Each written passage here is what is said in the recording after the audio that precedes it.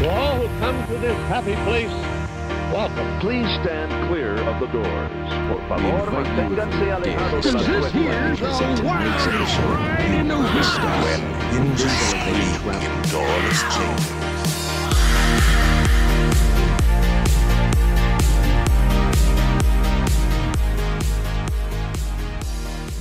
So today on Miles from Main Street, you've got Cory here from AllAboard Podcast. How are we doing, Cory? Hey guys, what's going on? Thanks for coming out, Cory. It's nice to have you on here. Oh yeah. No problem, man. It's Jungle Cruiser, by the way. I'm just joking. my character name. Oh, we're doing our made up names. we do character names, but it's all good. Cory, aka Cory in the house, whatever you want to call me. Cory in the, I like that one. Yeah. Anyways, we wanted to have Cory on and talk a little Disneyland. As you guys know, Brian and I are super psyched for our Disneyland trip. Brian, how many days are we on? 21. I think that's right. Yeah, 21 days until our Disneyland trip. So we wanted to talk a little Disneyland with you, Cory. Well, I'm the guy. I was actually just there in October, so. Perfect. We're worlders. We've only ever done Disney World, so this is our first trip out there, and we had a former Disneyland cast member on a few weeks ago, and we talked comparisons. But we're kind of looking for tips, like how do you rope drop this place? How do you spend time getting around the park? Do you need to run crazy like you would at Disney World? So I'm hoping we can get some help with that. Right. You guys, is it just you two? Well, Brian's bringing his family, and I'm bringing my fiance, and we're going to have my sister, who's in the Broadway musical Frozen. She's on the national tour, so they're right around the LA area. Okay. And so it's actually, when you think about it, when we all get together, it's like a pretty decent sized group, but we're going to be in our own little camps sometimes, kind of like doing our own things and then coming together for meals and stuff and hanging out in the parks. So it's actually a decent amount of people. Yeah. Okay. Yeah. The reason why I'm asking is because when I went with the family, I wasn't the first day. We went in October though, so you guys are going February. Mm-hmm. I don't really know the business levels. I just know because we were on a fall break. So it was super busy, even though we had to get the reservations, and it almost seems like the reservations don't matter because the park is still insanely busy. So the first day we didn't do the Genie Plus. Is that a thing at Disney World? The same concept? Okay. Yep. So we didn't think about it. We're like, it just costs too much money. It's not the Max Pass, not the Fast Pass. So the first day we didn't do it. So we didn't really do as much as we wanted to do. And then the second 2 days, so that's why if it was just you two, it might not be necessary because two people, you kind of do your own thing. And with a big group like that, we had 5 of us, so it's a decent sized group. The second 2 days we were there, we actually did it. And I'm kind of glad we did. We spent a little extra money, and I wasn't even fully familiar with the program. So because we got it, though, we were able to, I wouldn't say take our time, but it was a lot more efficient. Let's get a lightning lane for this one. And it was almost the Max Pass, but the Max Pass was the most perfect thing that the park ever had that they don't have anymore. I don't know if you're going to be running around because obviously it's... Who hasn't been there before? I thought one of you guys had been there before one time. I was there for an afternoon. Okay. Because when I went to Disney World for the first time, it was December of 21, it's bigger than most cities, so it's, you guys know that. Yeah. I'm not preaching to you guys, but it was so hard to get around and navigate, whereas Disneyland, everything is right there.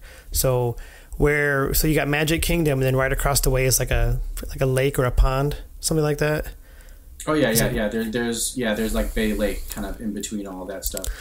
Right. So where that lake is, that's where California Adventure is. That's the only other theme park they have there. So it's a walk across the we call it the Esplanade, the Promenade, whatever it's called. Promenade. Esplanade Promenade. Yeah, we call it the Promenade. And it's a 2-minute walk. It's right there. So there's when you're park hopping, there's no worry about taking a monorail or a bus or an Uber or whatever to get over there. It's right there. Downtown Disney is another 2-minute walk. Right. It's all right there in one little area. So I don't know. I wouldn't say that there's much need for running around. I think February it's not going to be super busy. There's no fall break. There's nothing really, I don't think, going on. There's nothing holiday going on. So I'm jealous of you guys going in February. There were two. Go ahead, Mick.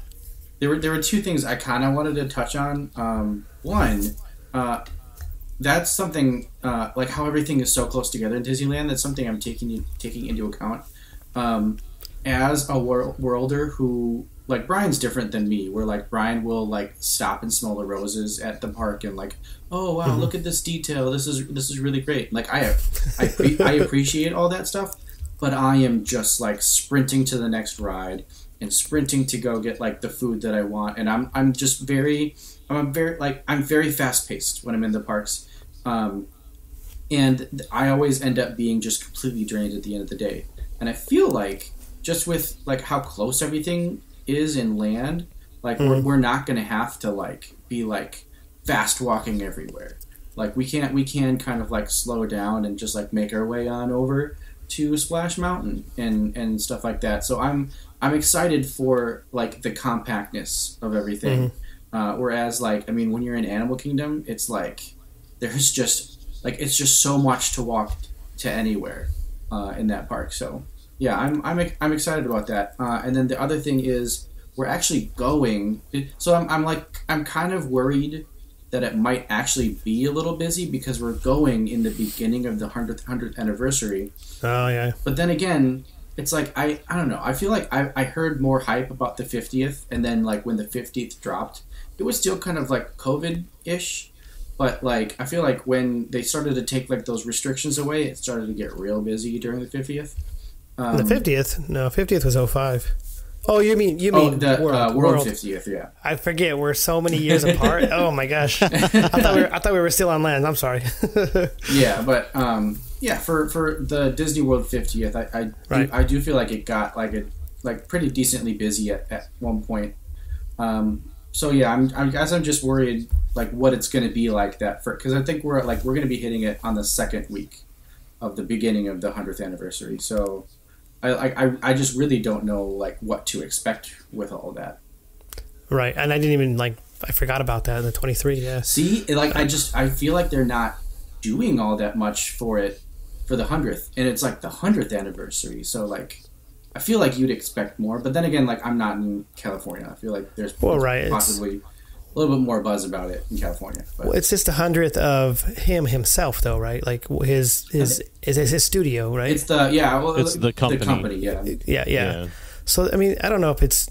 I mean, I know it's a big deal in the Disney world, but not the Disneyland world. I don't think. I don't see it that way. And you're right. I haven't seen much on it. Like when they do the actual 50th or the 60th, the Diamond, there was so much behind it. If you didn't know anything about Disneyland, you would still know that was coming up. Whereas the 100th, I just think it's the demand, not necessarily the park. Yeah. So I don't know. That's very true. And I think I've just been.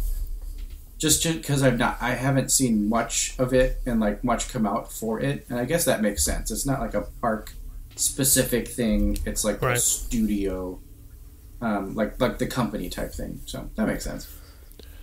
So Lunar New Year Festival is going to be going on while this is kicking off, and they just released the foodie guide for Lunar New Year yesterday, and. So that's starting a week before the 100th. So I think sometime next week we'll see that foodie guide, and that kind of starts off like all of the here's everything. Because I saw today they were showing some of the Festival of the Arts merchandise, and doesn't that start this weekend? Like tomorrow, I think they were just starting to show all the merchandise for it. The Festival of the Arts is over at Epcot. So that kind of like. For myself, I think the 100th has been everywhere. Right. They've had it on both of the holiday specials, they've been they had it during the New Year's Eve thing with Ryan Seacrest. Like they've been talking about it on these national programs. And so I think it's there. They've been letting people know. I think you're going to start seeing a lot more advertising for it soon. But they're also balancing that against Disney World 50th because they want people to come there yet until the end of March. Right. So it's a balancing act. I think they're doing as well. So I think we'll see more of it as it gets going. But I think next week is when it'll start ramping up. Nice. Are you guys park hopping or just doing one park per day? So yeah, Brian's park hopping. I'm doing one park per day, but on that Monday, my sister is actually using her park passes to let me in. So those will be park hoppers, but right. That Monday we're like flying out at like 6 o'clock or something like that. So like we really only have like the morning and the afternoon. Right. So. Yeah, I was gonna say these days I used to love park hopping, and like Kyler said, I wanted to go everywhere. When you get the fast passes, you're just like, I'll run over there and you guys stay here, whatever it is. I would always get so worn out, and as I'm getting older, I get so worn out. Even just doing one park. Mm-hmm. So when we take the kids, we do one park per day. It's just we go back and forth, whatever it is. Last time we went 2 days of Disneyland and 1 day of California Adventure, and I think it helps with. You don't have to worry about trying to go. I mean, yes, it's right there, but you still don't have to worry. But when you have the kids anyway, to worry about taking them across to go to the other park, trying to get a lightning lane now for another attraction. Just you stay in one park, and I think I don't know if you can get more done, I guess, or it's just less. It's just more peace of mind than having to what time do you want to go? 1 o'clock. We'll walk over there. And last time I did the park hopper was. Besides with Disney World was in 2019, but it was just us 4 full-grown adults, and I didn't have any kids to worry about trying to take around the park. But I think I had COVID back then too, so I got tired. I got tired anyway. I've never really been a proponent of park hopping at Disney World anyway, right. Just because there's so much in each park, right? But I had heard so much that hopping was a good idea at Disneyland. And also, the reason we're going the weekend we are is because my wife has a conference that she's being a part of. Okay. And so she can't be at the parks until 4 or 5 o'clock in the afternoon. So those first 3 days, it'll be a lot of meeting up with her and that. But that last day is her day. And so... to have the hopper, and as you know how Disney prices, it's either all or nothing for the hopper. You don't get to choose. So might as well just add it on. And then you look at like the nighttime stuff. I know people have bounced back and forth trying to see everything at night. Right. So if if push comes to shove on the weather and I need to get back and forth to see things, I guess I have that option. I guess that's true. That's where my thinking was coming on it. So, right, yeah, that makes sense. Yeah, and I've just never been a huge fan of park hopping, anyways. I really like to, get into a park and like attack it the way that I want to, and I don't know, just kind of follow the flow of the park and do everything that way. So, but then again, park hopping at Disneyland, like you said, it's so easy. It would be so easy to just go over to California Adventure and then come back to Disneyland and we want to have dinner in downtown Disney someplace. It's all right there. So I can see why it would make more sense to do a park hopper in Disneyland with everything that you're able to do. So right, and it might blow your mind too, because when I went to Disney World, I was looking for. Well, the downtown Disney Springs, and then also Trader Sam's. Mm-hmm. So, and then the park was so far away from each other. All three of those things, it's mind blowing. So if you want to go to Trader Sam's, I like to go to, it's right on the edge. It's in the Disneyland Hotel, so kind of downtown Disney area, Disneyland Hotel. Mm-hmm. It's right there. You can walk there, you're fine. Downtown Disney, you're walking through it, and then the park is right next to it. So when I was there, I went from Trader Sam's. I wanted to go to Disney Springs. It took me about an hour. Yeah. First of all, Yep. I got lost. I didn't get lost. I'm a grown man. I don't get lost. I just didn't know the best way to navigate to Disney Springs from Trader Sam's. That was my only issue. So it took me an hour where I'm like, anyone who knows this park probably wouldn't have taken them an hour. So it's probably about a 10-minute walk total from Trader Sam's to the gate of Disneyland. Something like that, you know. Yep. Yeah. So, and then in between all that, you're passing through downtown Disney as it is. So it's like I said, it's just all right there. You don't have to drive anywhere. If you drive anywhere, you're off property. You're not at Disney anymore.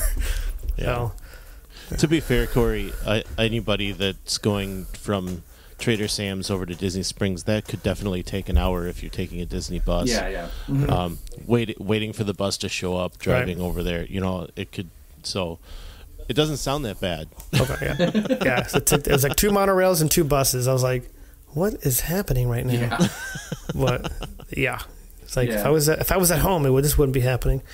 But yeah, we're gonna try to hit up Trader Sam's on our first day. We actually have Napa Rose reservations, and we're gonna try to hit Trader Sam's like later that night. So we're pretty excited about that, and I just love. We're staying at like a Motel 6 or something. It's within walking distance, so we're happy about that. Yeah. But like we just love the history behind the Disneyland Hotel, so it's going to be real cool to be able to like go to Trader Sam's and like hang out in that area. So we're super excited about that. Yeah, and they're building a new tower right there too. Yeah, like, I heard that. Yeah. Yeah. By the time you guys get there, I don't know if it's going to be all the way done, but when we were there in October, the structure was up, and it was loud. It was like they were going, but Trader Sam's, the reservations, how they worked, how we got them, I don't think they have changed. Is you have to go up to like the little umbrella, podium area, and kind of put your name in, and it might take a couple of hours. There's no call ahead, there's no phone ahead.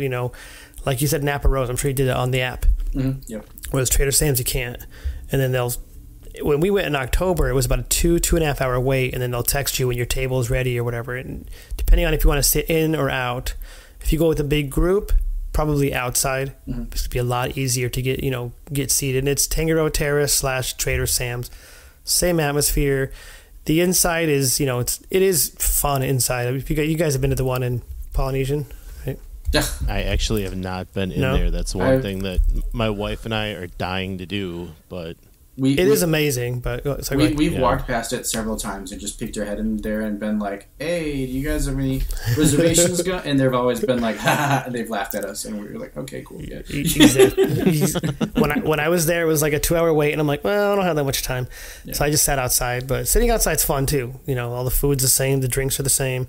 You just don't get those miniature shows when you order, like the Krakatoa. It's a little volcano on the window that just starts erupting. It's kind of fun because you ordered it. So, fun. It's a fun time. When I go there, I don't miss it.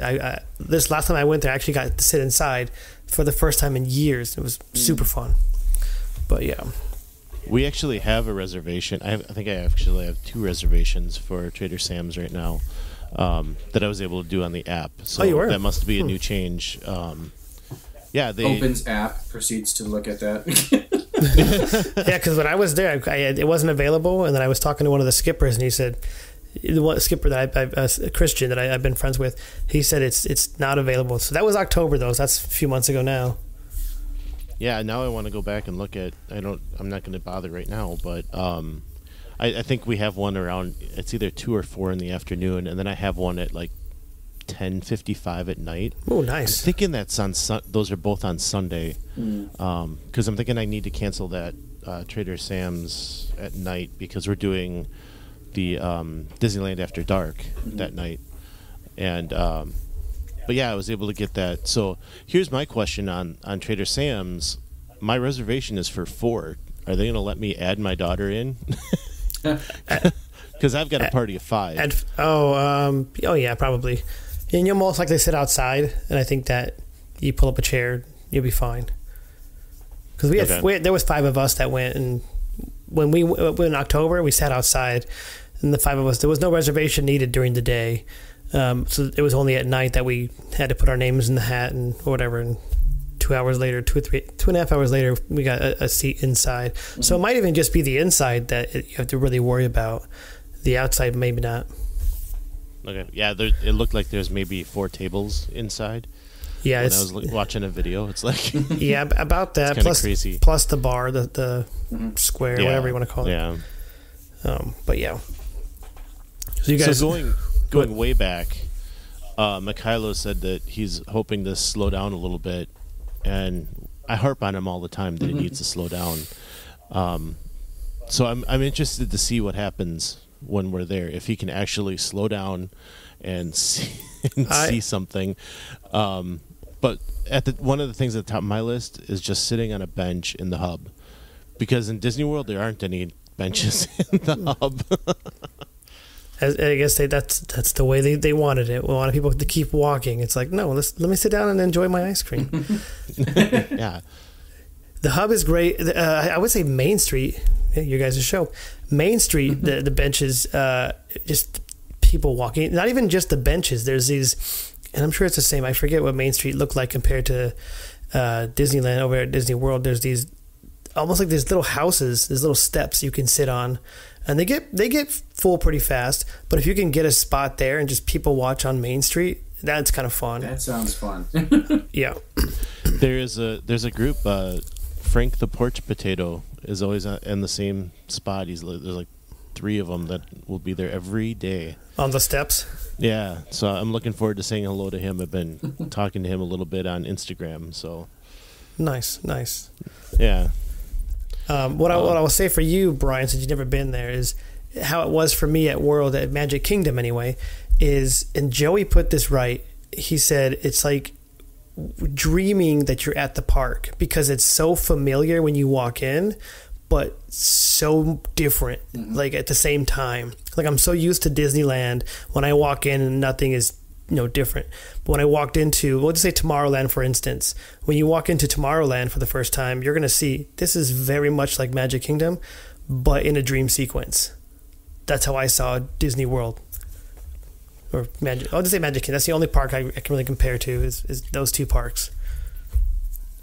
That sounds a lot like, I guess that's the best way to put it. Like, I don't know what to expect when I walk in, but I know that everything's kind of different. So yeah.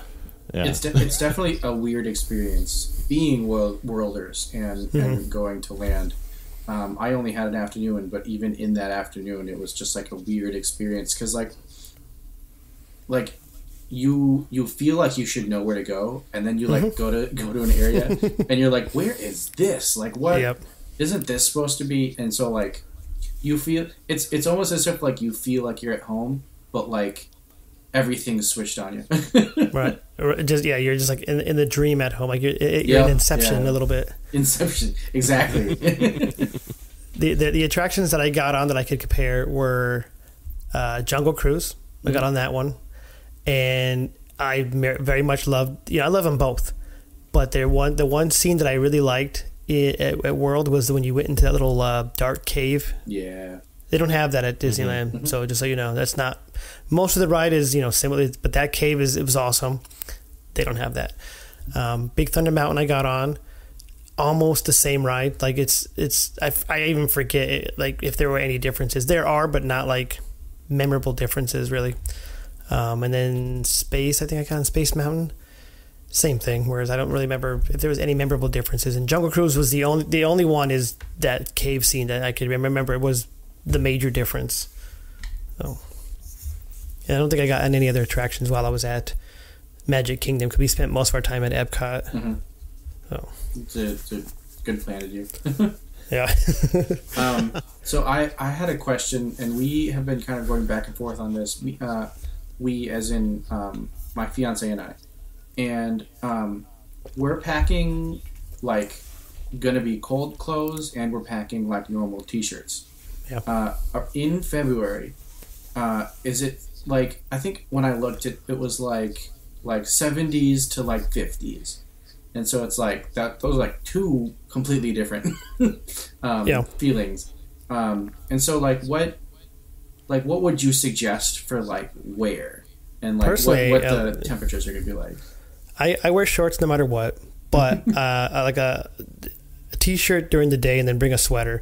If you don't have because we have a stroller now, so we put everything in the stroller, so we're already kind of prepared for that. They do have lockers. I mean, that's nothing new. That's all theme parks have. Bring a sweater for sure, because I made the mistake one time, and this was in December though, thinking, you know what, it's fine, I'm not going to get cold. By 6 o'clock, I was freezing. So I mean, in February is, it's still kind of winter, I guess, but prepare for it at least, that, because I'll never make that mistake again. Like going this summer, I wouldn't bring a jacket, but going anytime in the winter, I'm not making that mistake again. Like I'm bringing a sweater. You don't need to bring like a ski jacket or anything like that. It's not going to be that cold. But I don't know if you guys, I'm always wearing shorts. Like no matter what, like the temperature is, like I can go outside in shorts. But as long as my top is like jacket, I have a jacket, I'm fine. I think it was just like probably like a couple of weeks ago. We were into like single digits. It's warmed up quite a bit here in Wisconsin. Yeah. So, but yeah, we can't. I would love to wear. I mean, we're talking about moving to Florida all the time. So it's like I'd love to be able to just wear shorts every single day, but not possible in Wisconsin. If you move to Florida, you got to change the name of your show to Mile from Main Street. That's what we have talked about that before, definitely. Except he's going to leave his buddy up here in Green Bay to freeze his butt off. When I went to Wisconsin, it was actually in February. Completely opposite. I'm not wearing shorts anymore. I was wearing my jeans, still freezing, and a huge jacket, and I was freezing. I'm from Arizona, so I had to buy a specific jacket just to go over there, and I was still freezing. It was 20 degrees with like a wind chill or whatever. I don't know. We don't say that here in Arizona, but this is what I heard somebody say, and I was like, get me inside somewhere. I need to be inside somewhere. It's so cold. Yeah, we don't go outside. Yeah, but if you're 50s and 70s over there, I would say a sweater for sure at night, and then during the day, t-shirt or whatever. So we've had, well, I think just the other day it was in the 20s around here, but it got up above 30, and I'm like walking around like I could probably go in my sweatshirt in the 30s at this point because your blood's kind of thickened up at that point. My son runs around in t-shirt and shorts. He's 18. He's in a t-shirt and shorts like all the time. He goes out, scrapes off his car, gets in, and it's a half, like, I don't know. My kids are weird. They drive to school. It's just around the block. But anyway, he jumps in his car and goes to school. He's into school, and he's fine. If it gets in the single digits, like Mikhailo's talking, he'll throw on a sweatshirt at that point. Yeah, I think you guys will be fine being in the Midwest, going to Cali. You guys will be fine. I keep telling my wife, though, like, she's going to have to pack to be warm because she's always cold. So yeah, they're always cold. I'm planning for both. Like sweatshirts, shorts, t-shirts. I'm gonna have to do it all. So I will say this though, I didn't follow my own rule on Splash Mountain because I didn't actually expect to get on it when I went, but I did. Is if you can, for those water rides, I mean, same over there, is bring sandals just for that ride. So there's Splash Mountain, and then there's also a Grizzly River run over at California Adventure, which I think that ride is phenomenal. And if you can wear sandals, because your clothes will dry, the socks and shoes, probably not. But and they have free lockers for about 2 hours. And if you're wearing your sandals, the ride is so much more fun because you don't have to worry about your socks and shoes getting wet because they're safe in the locker, all dry. It's funny, the way that you sit on Splash Mountain in World is different than the way you sit in Land. Right. And I don't think in World I've never really worried about my shoes and socks getting soaked. But thinking about the way that you sit in Land, like that could totally happen because isn't that part more open for your feet? It is wide open, and the part of the main drop you get a little splash, but there's a part before that where you're in this like dark room and it almost feels like a roller coaster, like real quick. Oh, yep. And then you make this turn, and then once you make that turn, that's when all the water. So it's like an illusion. The main splash is not that bad. It's that turn before it, and it's like it's kind of annoying too because if you're not wearing sandals, you're on the ride, you know what you're getting into, but you're kind of annoyed, like, man, this really got me this time. So yeah. That honestly, that's noted. Now that I think about the way that your feet can definitely get a lot more soaked on that ride, because I don't think I've ever really worried about that. I've worried about like everything kind of like topside getting wet, because that is inevitable. Like that's going to happen on Splash Mountain. But yeah, that's noted. Yep. And I also heard, I didn't ride Pirates over there. I've heard the Pirates is a lot longer at ours, Disneyland. Yep. Yeah. You guys have cooler scenes. Cooler scenes. Yeah. I didn't get a chance to ride to experience, or to compare. Sorry, but yeah. We kind of talked about this in another podcast, but Pirates, I like the land Pirates because the cave scene is a lot longer, and I really enjoy that. And you kind of go through like the Blue Bayou area and everything, right? And none of that really is in World. You just kind of like go through a couple piratey scenes, and then you go down the drop, and then like you're in it. But there's just so much more setup at land when I went. So, yeah, I like that. Right. Maybe one day I'll compare. But in the beginning, by Blue Bayou, like you said, just real silly fun fact is when you just look up and you'll see a shooting star. You'll see it happen every, 30 seconds to a minute, something like that. But it's kind of fun if you're like, hey, just point it out and say, hey, check out this shooting star. And then you'll see it shoot by. What was I going to say? Do that to the wives when we have exactly. When yeah, exactly. Are you guys going to the Blue Bayou? Yes. Oh yeah. We have a reservation. Nice, first day. nice. Yeah, I've been there a few times. It's amazing because if you guys know me, I love when I'll just say attractions are right. In this case, it's a restaurant and an attraction that intertwine. Mm-hmm. I love when attractions intertwine like that. But in this case, you're in the opening scene of Pirates. It's amazing. The food's great too. It's just a little pricey, but it's overall it's a great experience. You go ahead.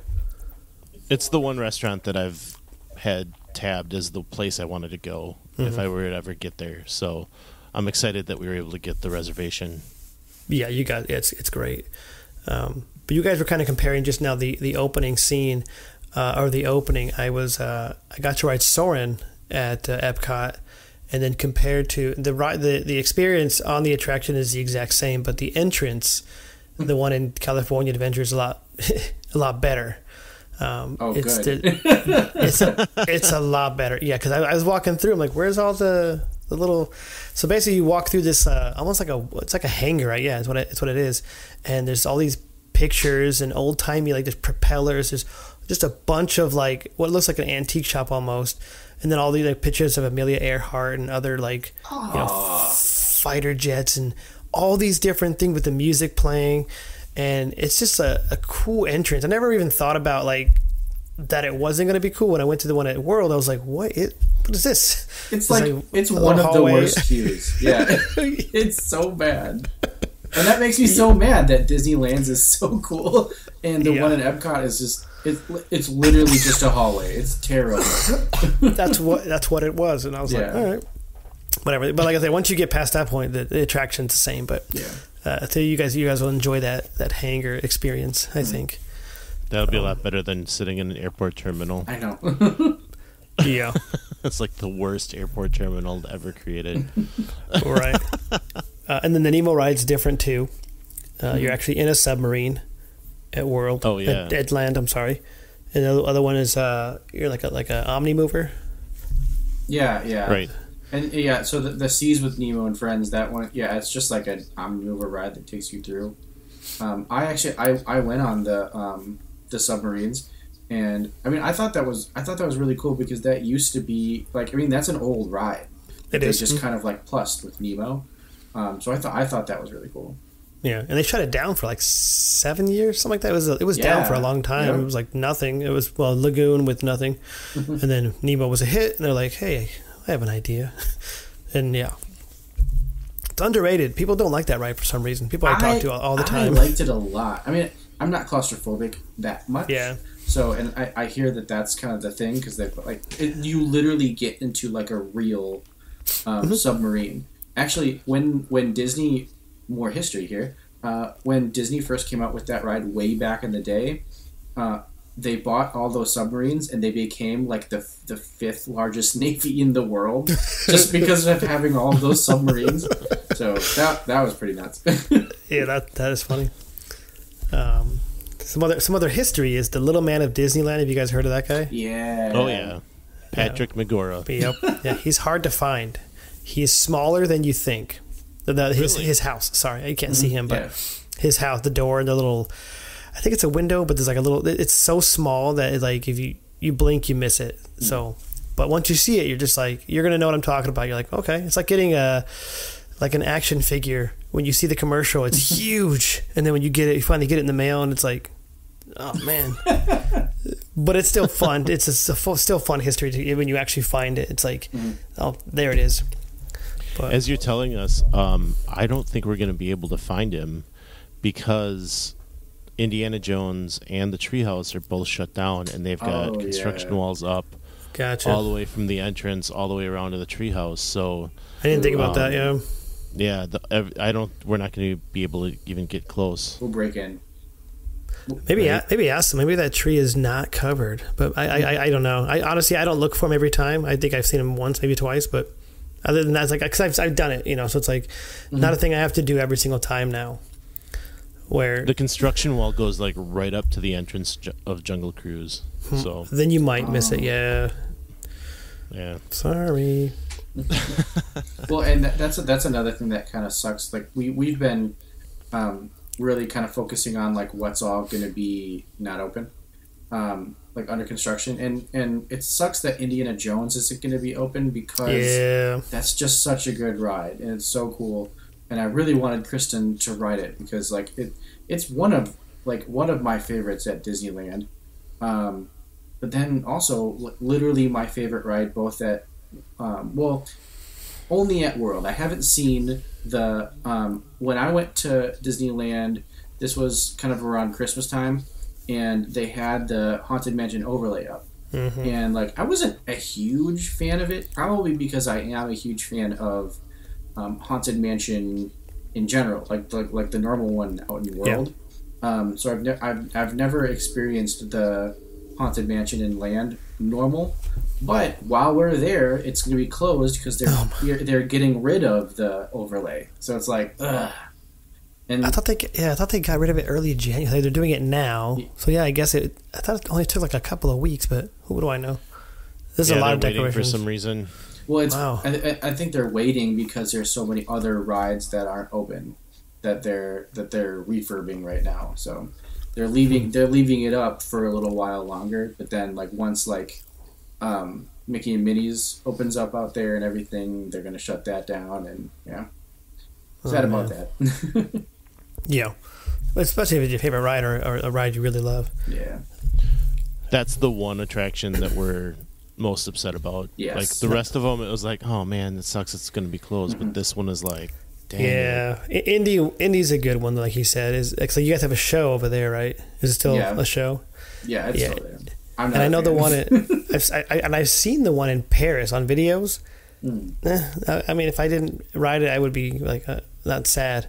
But there's something about that temple and the whole experience. Even the line queue, even if it's like an hour long, there's the line queues like keep you interested the whole time until you finally get on the attraction, and it's just they knocked it out of the park with that one too. Yeah, it's a really cool story like as you go through that queue. So I think that's what makes that queue so cool is that like they're literally telling the story like as you go through it. So it's really cool. Right.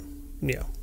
I need to throw in my history tidbit now. Here he goes. I was trying to hold back, but the story is so cool. So I think everybody knows that Indiana Jones ride and Dinosaur, it's the same layout, it's the same ride vehicle, just different experiences, and very much different experiences. The reason that happened is because of McDonald's. They were working on building Dinoland. And they had brought McDonald's in as a sponsor. They were going to sponsor the whole land, and they wanted to also be a sponsor of an attraction. But they wanted a proven ride to go in there before they would sponsor it. They didn't want something brand new thrown in there. So they were able to take the Indiana Jones ride and say, here you go. Here's a proven ride. This is what it is. And then they just rethemed that ride to dinosaur. I think the whole part that McDonald's was able to steer that direction, I think that just kind of blows my mind. I thought for sure you were going to be like, okay, so like in the Indiana Jones queue, there are these 3 pipes. One's red, one's yellow, and one's white. And I was like, oh my god, they did not on the Indiana Jones ride. One's ketchup, one's mustard, one's mayo. Well, they used to have those decoders that you could go through the attraction and kind of decode. I forget what the message was, but it might have just said go buy more McDonald's or Be something. sure No, to I'm just drink joking. your Ovaltine. Exactly, that's what it was. Commercial? I think it was something not Ovaltine related, but it was something like Yeah. cheesy in the end. I never actually did the decoders, but you can buy them for cheap. So if you guys want to do that while you're there, actually you won't be able to. It's closed. Never mind. Yeah. I'm speaking as if it's still open. You know. And then you guys have. I don't know if it's going to be open because when I was there in October, it's a running joke on my show now. Is the Phantasmic show? But you guys have that there, so that's nothing new for you guys. World of Color, you guys don't have. Yes, that. Yep. Yeah, so you guys, if you definitely see that, that's Super a phenomenal show. Yep. Yeah, I haven't seen Phantasmic in over 10 years because it's just never playing when I'm there. I thought it would be during fall break. No, it's a weekend show now. Yeah, yeah. So kind of I forgot you guys had that over there. So that's Well, and it's been closed for a while at World, but I mean I've seen it a couple times when I've been at World already. But yeah, we just haven't had it for a long time now. So it just recently reopened at World, so that's exciting. But yeah, I'm not sure, Brian. Is it a weekend thing when we're going? I mean, we're going to be there on the weekend, but Yeah, so I haven't really paid attention, I guess, to know if it is. But I'm still excited to see it. yeah, me too. I'm super excited about World of Color. Just like with every, I'm a big lighting nerd, and I actually when I was watching the Imagination story or the Imagineering story. Imagineering. They were showing like everything that they did for that show, and they showed like this giant light board that my company sells, and I was just like, oh my god, this is so cool. And just like seeing like all of the effects that they put into that was like real cool. So I've wanted to see that for a long time. Yeah, and they've even added to it since when they first opened. They get the roller coaster involved in the background, and they also it's called the Pixar Pal Around now. It used to be called the Fun Wheel and Sun Wheel. They get that's involved in the show as well. And even before the show, so when you're waiting for the show, and this is back in the day, I don't know if they still do it. I can't imagine they don't. You can place Simon on the Fun Wheel. So it'll do it. Yeah. Oh, wow. And then that's just kind of to kill time. But then once the show starts, it's one of those shows, like right when it starts, you're already like, it's a good end to the day, I'll say that. You're already excited, and the show starts going, and then it gets into like, there's the up scene. My favorite is the Aladdin or Pirates. I don't know which one is better, Aladdin or Pirates. They're both, great parts in that show. And then there's so many, I'm not going to give all of it away, but it's just my very first time that I ever saw it, we didn't get there in time.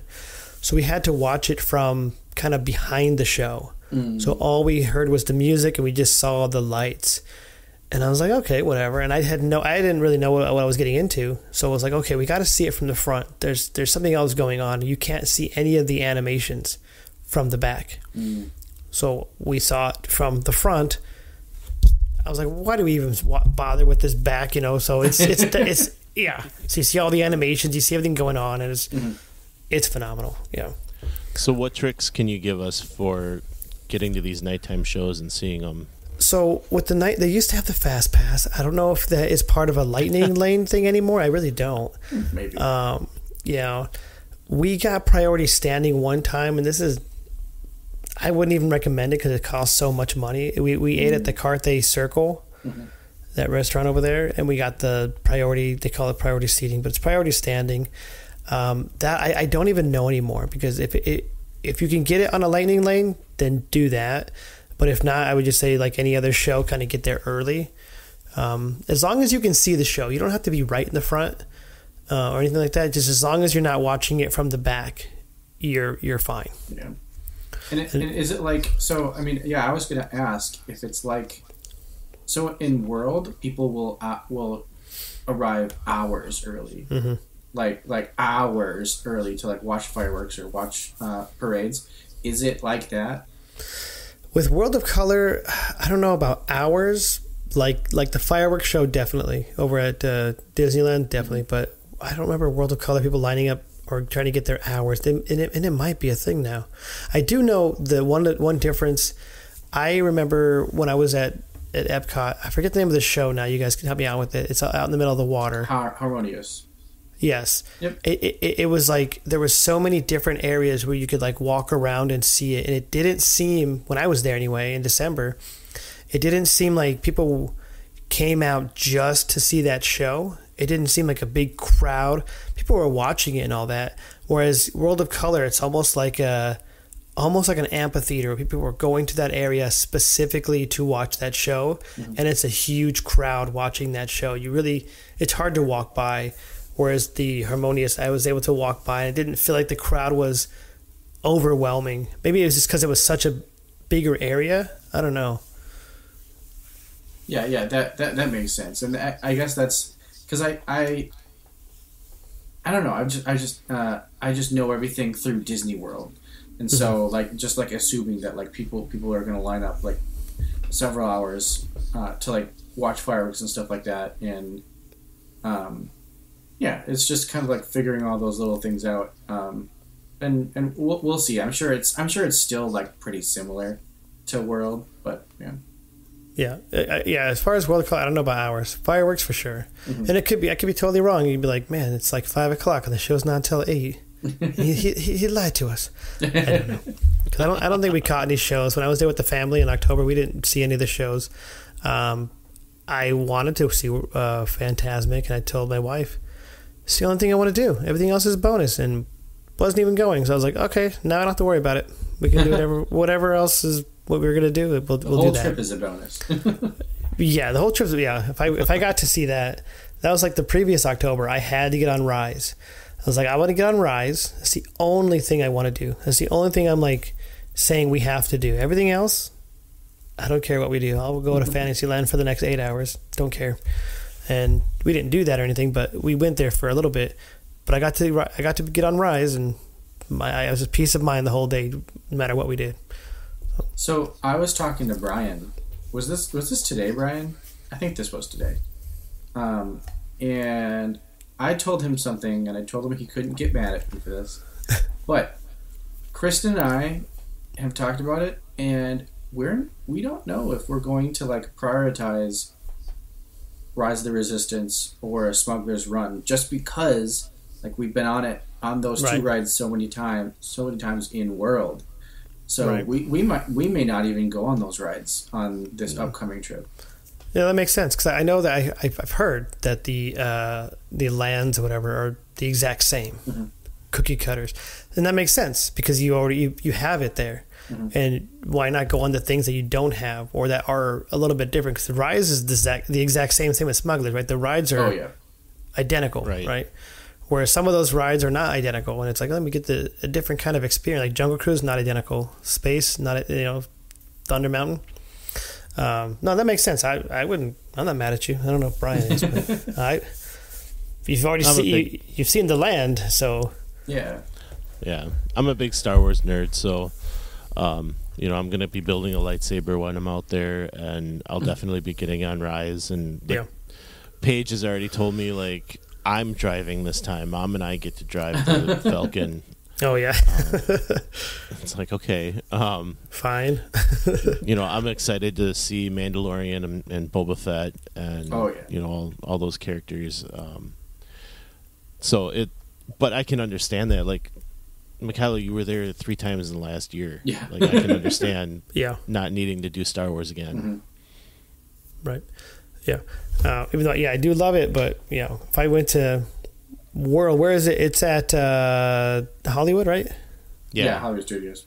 See, I would prioritize going to Tower of Terror because I know it's different. And I've been on the one at California Adventure, which is now Guardians, but I do know that one's a different experience. So that's what I would prioritize.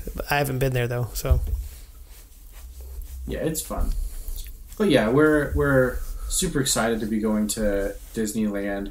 I know history is a big thing that we want to be able to see. I know I really want to go and walk into that firehouse with...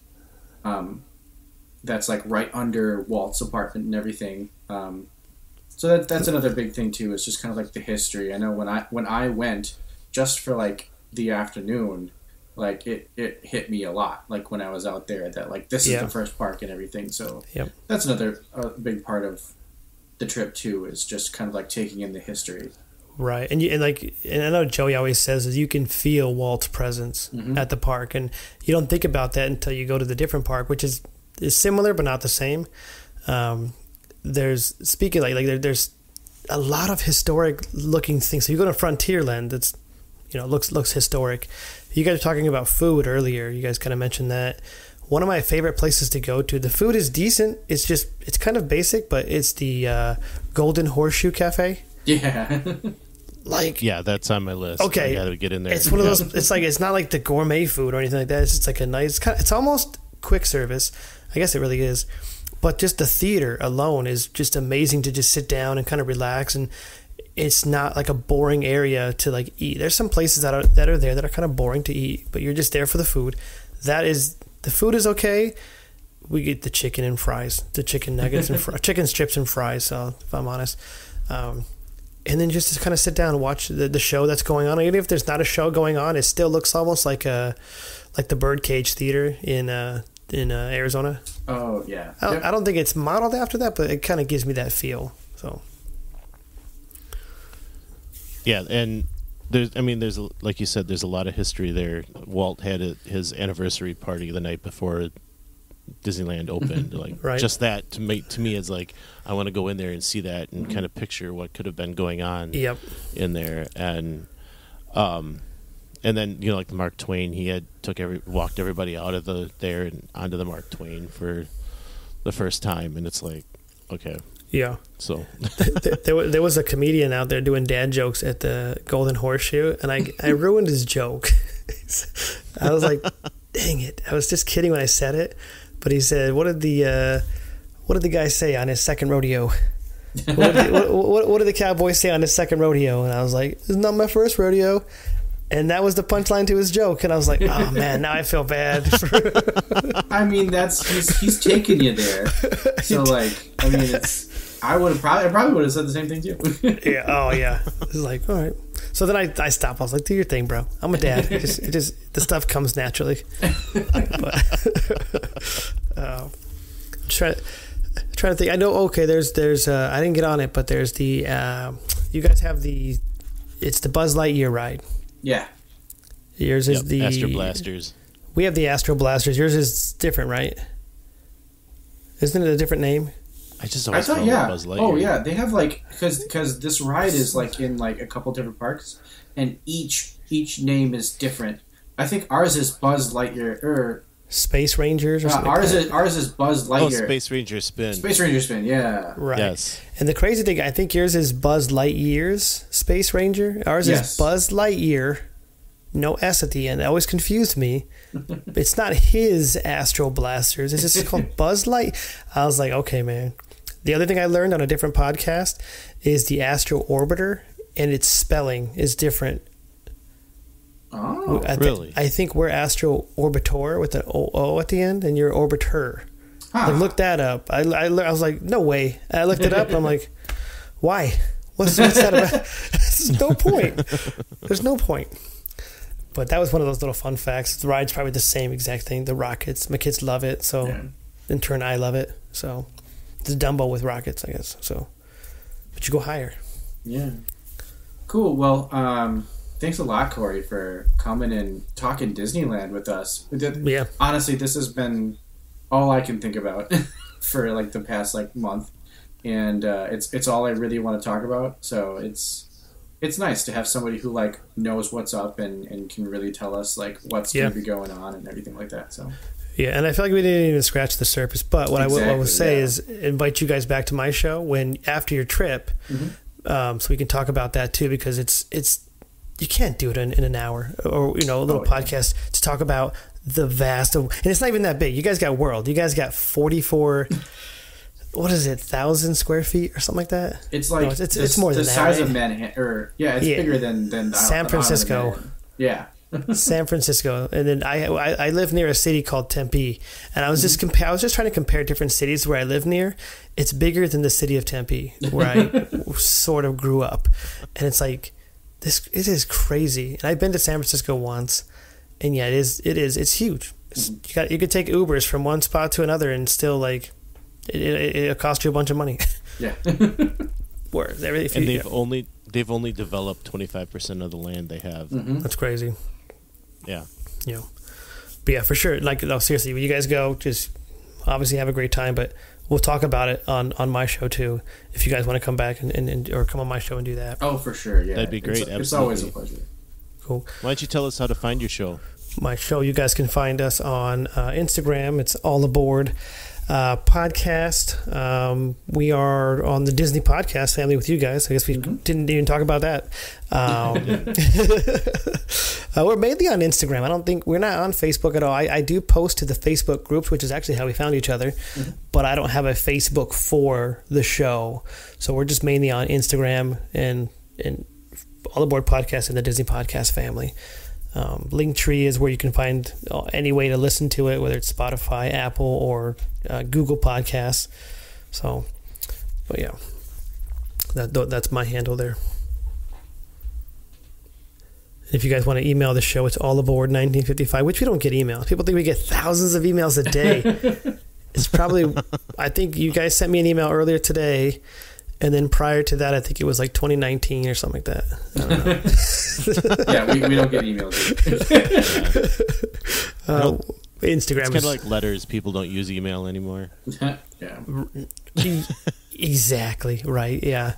At work only, that's it. But yeah.